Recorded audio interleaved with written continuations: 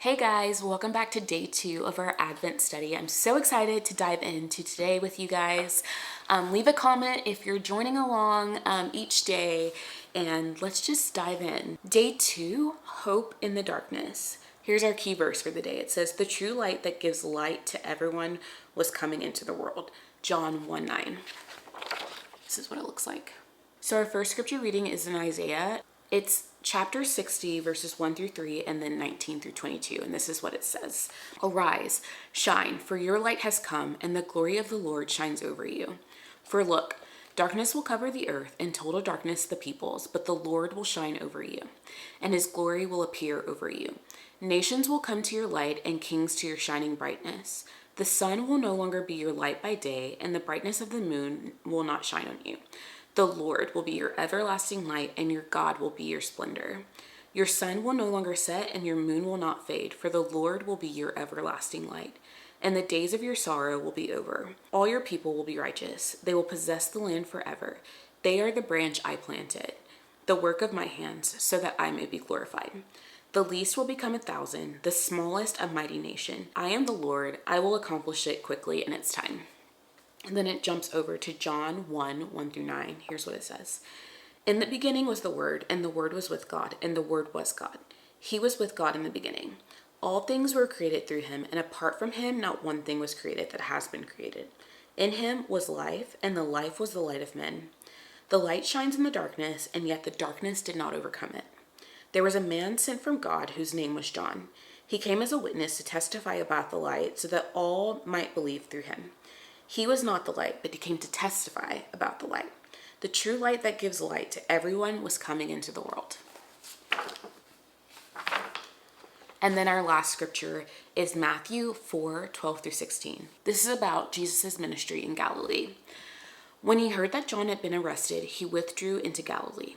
He left Nazareth and went to live in Capernaum by the sea, in the region of Zebulun and Naphtali. This was to fulfill what was spoken through the prophet Isaiah. Land of Zebulun and the land of Naphtali, along the road by the sea beyond the Jordan, Galilee of the Gentiles. The people who live in darkness have seen a great light. And for those living in the land of the shadow of death, a light has dawned." A couple more scripture readings. 2 Corinthians 4:6, it says, For God who said, 'Let light shine out of the darkness,' has shone in our hearts to give the light of the knowledge of God's glory in the face of Jesus Christ." And then the last scripture reading is Revelation 21:23 through 27. "The city does not need the sun or the moon to shine on it, because the glory of God illuminates it, and in its lamp is the Lamb. The nations will walk by its light, and the kings of the earth will bring their glory into it. Its gates will never close by day, because it will never be night there.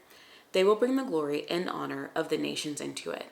Nothing unclean will ever enter it, nor anyone who does what is detestable or false, but only those written in the Lamb's book of life."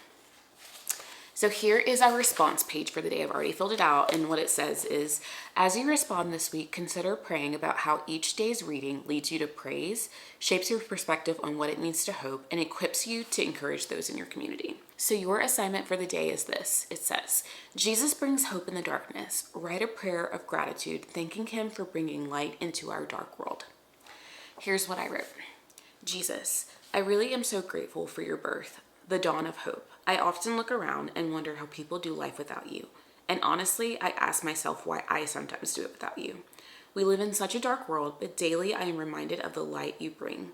Thank you for coming and eventually dying so that I can live in that light. I love you." So that is our scripture reading for the day. I hope you guys will do this response. I am finding that it's really helping to keep Jesus at the center of my day. So I hope that you guys will join me in doing that, and I will see you guys again tomorrow. Bye.